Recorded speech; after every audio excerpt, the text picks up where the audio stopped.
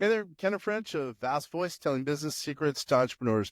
We're very, very happy you stopped by. Either you're going to watch this or listen to this because you want to take your business to the next level. You're probably an entrepreneur who's either just starting out or you've been around for quite a while and you want to take your business to the next level. You're probably a real estate investor, maybe even a real estate agent, maybe a professional or of some sort, professional advisor of some sort. And well, you are stopping by because you need some valuable advice from one of the top industry leaders there is. Anyway, thank you very much. Once again, Kenneth French, Vast Voice, telling business secrets to entrepreneurs. Really glad you stopped by. You're going to see exactly how it works to work with a client. This is going to be a case study where we're going to help Deb, who's brand new in this little thing that she's going to be doing, and she's working with a client. We're working together. It's going to be fun. Hey there, Kenneth French from vastsolutionsgroup.com. Also hanging out with Deb from vastsolutionsgroup.com. Normally she does our bookkeeping. She's in charge of our bookkeeping. She's in charge of everything. Anyway, she's new into a certain service we're going to be providing, and I'm going to add some value, and she's going to add some value. And we're going to talk through helping this client. What's up, Deb? Hey, Kenneth, thank you. Thank you. So I have a client. They are 2 years away from retirement. Okay. And they're a little nervous right now with the way the economy is going. And they want to know what's the best thing to do with their 401k right now. They are investing moderately. Mm-hmm. And they're not sure if they should roll out the 401k into maybe something that's less risky for their retirement because they're so close to it. Mm-hmm. I understand. Obviously, I don't know. I don't know who your client is, so we're going to talk in general. Especially, obviously, we have client confidentiality. We don't want to mention their names, and this is for informational purposes only. But okay, so right now, and I think you might have mentioned they're potentially going to be even leaving their current employment. Therefore, they have a 401k. They would want to roll over to, let's say, an IRA as an example, or another 401k. Does that sound right? Yes. Okay. They're not in a hurry to do anything like an IRA as far as paying the taxes on the retirement. They'd like to delay that. Yeah, I understand. And by the way, so when they have a 401k, let's say he or she, it's a he, but let's say he works at ABC, let's say ABC Airline as an example, right? And he's in the 401k, he leaves employment, which it sounds like he's going to. Yes. If he rolls it, meaning the assets, when I say it, the assets into let's say an IRA, it's tax neutral. He wouldn't pay taxes at that point. Same thing if he rolls the assets from his ABC 401k to another 401k. That's a tax neutral event. So luckily in that case, he doesn't have to worry about anything as far as taxes go. But very importantly, what you just said was very important. He is, 2 years from retirement, he should be a little bit more conservatively invested, because if all of a sudden he's invested in, I'm making this up, in crypto or something that's very, aggressive, and then all of a sudden his, let's say, $300,000 goes down to $200,000 and he retires, he's going to be living on the $200,000 and obviously the portfolio being high and then going down, that's not good. Versus if he has it in a little bit more conservative type of assets, it might last him longer because he wouldn't be able to need to withstand the market downturn. So he should be thinking, number one, more conservatively now than he probably would have 10 or 20 years ago. Does that make sense? Okay. Yes. So in regards to rolling the funds, if they decide to roll the funds into an IRA, is that a form of an investment, or is it more like a cash? Really good question. So right now he is, again, this is for illustrative purposes. I don't know where he's invested now, but let's say he is invested aggressively, especially now because, he's changing jobs. He probably should be thinking about moving them to conservative investments, number one, right off the bat, because it takes a while to roll money over, let's say, into an IRA. And then what he should think about is rolling it to an IRA. And the IRA is, let me define what an IRA is. The government back in the old days wanted retirees or people, the populace, to have a way of putting money away for retirement and not having to wait for Social Security money, because who knows what's happening with Social Security. So it's just basically a banner. It's individual retirement arrangement. It's a banner of a congressional act that stated people who put money away into an IRA or even to a 401k, by the way, get tax deductions. So they're incentivized by the government to be able to lower taxes. Number one. Number two, every year that money is in a, let's say, a traditional IRA or a traditional 401k, they're not taxed. When they pull money out of the IRA, that's when they're taxed. When they're down, if they abide by all the rules down the road. Now, it's not an investment per se, but it's kind of a banner that, individual retirement arrangement. So meaning usually what you do is you put money from, let's say, the IRA into, as an example, mutual funds, or you can even do real estate now. So meaning it's not an investment, but it's a banner or a wrapper, a tax-deferred strategy. So people aren't hit with taxes, but under it, that's when you're doing the investments into, again, mutual funds, real estate, et cetera, et cetera. So you can also, though, have money set aside in an IRA into money market or something that's really, really conservative. It could be any of the above. Does that make sense? So IRA, yeah, it's an investment, but then not really, because it's a banner, it's a moniker that under the moniker of an IRA individual retirement arrangement or even 401k, you could put money into money market, very conservative. You could even put money into cash or put money into real estate, et cetera, et cetera. Okay.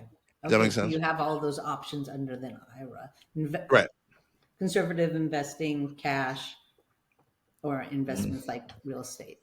Right. That's exactly right. And by the way, what I would say for your client that you're talking about, so let's say it's in his 50s, 60s, he should have a lot of the portfolio, depending on the circumstances, more conservative assets, but hopefully he's going to live for a long time. In the long-term assets, let's say for 10 years down the road, so a portion of the portfolio, he can be a little bit more aggressively invested because he's that's called laddering a portfolio. You have some for short-term, some for the middle term, and some for more aggressive down the road. So it's kind of a third in general when looking at a portfolio for someone who's retiring in just 2 years, as an example. Okay. So what do you have the option of right now because of the insecurities that he's feeling about the economy? He's already seen some of his money kind of go down over the last month or two. Yep. So say he decided to go conservative across the board. Could he, in a year, if things look different and he felt more confident, can he come back and then maybe bring it back up to moderate? Totally. The answer to that is yes. Now, I'm going to take a way big step back. So I'm going to talk about kind of investment philosophies in general.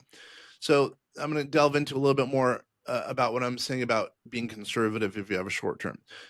Now, the shorter term someone has for as a time horizon for needing their investments, they should be more conservatively invested. The longer term, more aggressively invested. Again, because someone who's aggressively invested, let's say they have a long time horizon of 20 years, it's no big deal if it goes down and up over time. Hopefully it'll go up, right?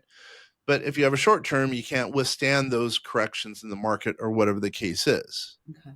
Make sense? Yes. Now, going into what you're saying, but let's just say for whatever the sentiment in the market or his thoughts are, hey, the market's going to go up. Yeah. In an IRA or whatever the investments are, generally, he can decide what to do with the assets with his, let's say, financial advisor as an example. And he could, let's say 6 months down the road, he's like, dude, hey, I think this market's going to go up. Instead of, I'm making this up, instead of maybe having 20% into small company stocks, which are a little bit more aggressive, maybe he wants to go 25% into more aggressive investments. So typically it's up to, the investor, in this case, your client, and, or let's say his financial or her financial advisor, to make the determination where the assets go. But always, in my opinion, always remember that the shorter time horizon you have, the more conservatively invested, the longer time horizon you have, the more aggressively invested you would be. Okay. Absolutely. Got it. You understand? Yeah, that's great. That's great. And then what I would also say is, so let's just say and this is for most of our clients here at vastsolutionsgroup.com, usually what they do is they have their own company. Let's say they have an LLC as an example. Sometimes what they'll do is they'll start, a 401k or profit sharing plan or, some other retirement plan, and they'll roll the money over from their old company, in this case, ABC company, to whatever company they start as far as an LLC goes, and then starting a 401k. And it's a tax neutral event. So it's pretty cool because you could start your own widget company, start a 401k, then you could roll the assets from, in this case, ABC to your client's, own 401k, and then they're in control of the assets. Because the kind of cool thing is when you're a business owner, the government thinks that you're pretty smart. You can handle things. So you don't need to defer to someone else. So you're what's called the trustee of the 401k assets, even if you have no employees. So you can determine really what happens to the assets much more so than otherwise. The flip side of that, in an IRA, the bad component is the government says, in an IRA, you still need some help. You need a trustee. So you have to defer to another being, that being another entity, or as an example, another investment institution, let's just say a bank. So they in an IRA are really in control of the assets. As long as you're abiding by the rules of the IRS and abiding by the trustees' rules, then you can invest in whatever they see fit. They, though, are taking care of the assets on your behalf, in this case, on your client's behalf. So that's the difference between an IRA and a 401k or a profit sharing plan of a company. There's a trustee or someone who leads the assets, in charge of the assets for the employees, even if you have no employees. So you as a business owner, your client as a business owner has control of the assets. But in an IRA, you give up and relinquish some of the control because your assets have to be conferred by a trustee. Just to throw that out. Most of our clients have their own entities and also start their own 401ks or profit sharing plans, and thereby are trustees. Okay. Is that the same as a self-directed as well? That's just a marketing term, but yeah.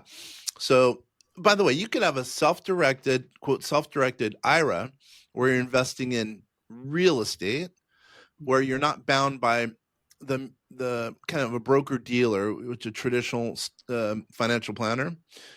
Same time, in a 401k, let's just say where you're your own trustee, it's a self-directed, but because you have the trustee, a business owner, they can determine where the assets go. So they just construe it as self-directed because you don't have to defer to, let's say, a mutual fund company as an example. Okay. Self-directed is just marketing slang, if you will. Okay. All right. That's a lot to think about. Yeah, for him. So for him, in his case, if he has $300,000 and he only has 2 years as a time horizon, what he should do is, go talk to a financial advisor as an example. By the way, we do financial advising at fastsolutionsgroup.com. We have a broker-dealer relationship. We also help people with self-directed assets. He should make sure, the most important thing, there's this paper done. This is going to bore some people. Stick with me here, people. It's very important. This paper done by a group, Brinson B. Bauer Hood, University of Chicago. It was kind of a landmark paper where it showed the importance of asset allocation. And what is asset allocation? It's determining where your assets go into what types of buckets: stocks, bonds, mutual funds, aggressive, middle aggressive, conservative. The most important component is the distribution or the allocation itself of the investments. Again, if someone has a long time horizon, they could be more invested aggressively. And if they have a short-term, conservative. That's the most important thing because, let's say in 2008, when the market really, really went down badly, let's say someone was invested in massively aggressive assets and then they had a $300,000 portfolio. And then because the market went down precipitously, it went down to $100,000. Those people went down, now are living on $100,000, just like I mentioned at the outset. Well, you probably don't want that. So on the flip side of that, let's say someone were invested conservatively at $300,000, the market went down. Well, the nice thing is theoretically they can buy assets because they still have a bunch of cash. They could buy a bunch of investments because the market went down. So they're buying low, right? Selling high. That's the ultimate element of investments. So that's a huge deal. But at the same time, you don't want to be in that camp where you lose all your money. So that shows that Brinson B. Bauer Hood paper, University of Chicago, all professors at the University of Chicago. No, that's not true. One of them was professor at Yale. But what I would say is it makes a huge difference in people's retirements if they're thinking about the asset allocation. That's the most important part, generally speaking. It's 88 to 92% of an investment portfolio where you put the distribution of the assets. And as long as you're doing it in line with the overall philosophy of, thinking about the conservative and risky element of the investments and your time horizon, you should be good to go. That's the biggest thing for him to think about, would be the asset allocation in his time horizon. Okay. Are we vibing with that? Yeah, that makes sense. That makes sense. What if he's 2 years away from retirement, Mm-hmm. and the client feels comfortable or they feel confident with the economy, um, and would you consider advising being more aggressive, or even if the economy was on top and doing great, just sticking with being conservative because he's 2 years away? Yeah. So the answer to that is have him come up, just like the United States has a constitution, most businesses have business plans. Have him come up with a plan, kind of a plan for the assets. And then every so often, really every year, come back and look at that plan and base his decisions currently, whenever, down the road at 3 years, let's say, base it on what the situation was when he put together the plan. Sure, he could go in and change the plan amendment as let's say for the Constitution, but base everything based on the overall plan that was initiated in this example now, because you could do some changes, but you got to remember that, as an example, his asset allocation, which we talked about, the older he gets, the more conservative he should be with the assets. So I'm going to give a little bit more in depth of an answer here. So let's say they have these things called lifestyle funds. That's the best way to explain the following. So there's a lifestyle fund. So basically, mutual funds are put together with a bunch of mutual investments. Let's say someone has 5 years towards retirement. The mutual fund, the mix of mutual funds by the mutual fund manager, will be relatively conservatively invested. Okay. And they'll also have another fund. So let's say right now we're in 2025. Let's say that fund is conservatively invested and it will readjust itself as time gets closer. So meaning as we get to 2026, 2027, 28, 29, 30, it gets more conservatively invested. It changes the allocation for the investor. Okay. Does that make sense? Using that, my approximation of the older you are, the more closer towards retirement, the more conservative your investments should be. So these lifestyle investments get more and more conservatively invested as we get closer to the end date of the fund. In this case, 2030. Okay. Likewise, you'll have a fund, let's say it is the 2035 fund. That will get more conservatively invested over time, and it adjusts for the client automatically. Does that make sense? Likewise, you'll have a 2050 fund, believe it or not, which is weird to think about. Right now, it's invested relatively aggressively. It'll get more and more conservatively invested over time as the mutual fund manager, the person who runs the fund, realizes that we're getting closer to 2050, so they make the portfolio more and more conservatively invested. So that's basically helping the client, in this case your client, because the assets are managed for them and it gets more conservatively invested over time. So the client has to do less work because the mutual fund manager is doing the work for the client. So that goes back to the example of, the kind of the constitution, if you will, the broad plan of the assets. As long as you have a plan in place, you can change the plan over time, but at the same time you want to make sure that overall you're sticking to your plan. You've got to stick to a plan overall. Okay. Revisit the plan. Totally. Make sure it's in line with the changes throughout the years. Okay. Yep. That's exactly right. Okay. What other question? I can tell you have other questions. Come on, young Deb. You have any other questions? Wow. I mean, you already gave a lot to think about and a lot to discuss with my client. I can't think of anything else right now. That was that easy. So for you as a bookkeeper, I know it's kind of esoteric to think about the investments because you're doing his books, but the most important thing really to do is I would say, one, communicate with the client. So he in this case knows kind of the overall, not the overall plan, kind of knows what he's getting into, because every investor should really understand kind of the overall plan. Without a plan, you have nothing. Like, here's an example. I live in Washington State and I'm going to Florida. Can you imagine if I didn't have a road map or didn't have a GPS? I might end up in Texas, right? Well, Same thing with investments. Same thing when you're planning for assets, planning for retirement. You have to have a plan. You have to have a specific plan how to get there. Yeah. So maybe when I'm driving to Florida, I might decide to go to Chicago. Well, that's cool. Just like you've asked a couple of times. Yeah, I could change my plan, but I know ultimately I want to go down to Florida. So I have to make sure that, I readjust my plan, but I hit the ultimate goal of, in this case, Florida. I mean, and what's scary is you don't, as an investor, you don't want to do the wrong thing because you only have one time that you invest. If you really think about it, you don't probably want to go working at Walmart. Not to say there's anything bad about that, but at the same time, you only have one crack at retirement. So you might as well, spend some time. He might as well spend some time making sure that his assets are taken care of, that he has a good plan, because without a good plan, you might end up in Texas versus, ultimately in Florida. Okay. Makes sense. That makes sense. Any other questions? You're good to go? I think so. Yeah, definitely. This is great. This gives a lot of stuff for me to give them to make a decision with. Sweet. All right. Once again, this is Deb Woodruff, vastsolutionsgroup.com, and me, Ken French of vastsolutionsgroup.com. This was a case study where we're helping, a client who's looking for some asset allocation help, some retirement income help, and that's what we do here at vastsolutionsgroup.com. If you have any questions, go ahead, stop by our website. You'll be happy you did. Bye.